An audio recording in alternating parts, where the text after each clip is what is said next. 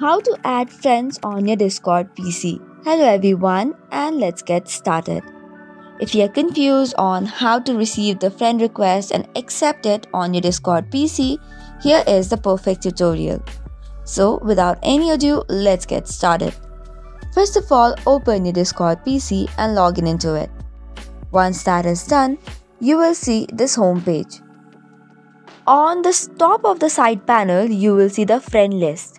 If you tap on it, you will see different kinds of tab on it as well. The first tab on this friends list consists of the online people, that is all the friends that are online currently. Likewise, you also can see all the friends that you have added and check the online or offline status. Third, you can click on pending list and then add any friend request from this tab. So it is where you will receive the friend request and you can accept from. After that, you can even see the block list, and at the end, you have the list to add friend.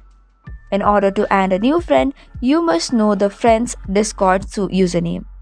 Then you can click on send friend request and you're good to go. So this is how you can accept the friend request on Discord PC. That is all for today's video. For more such contents, do not forget to hit the like and subscribe button.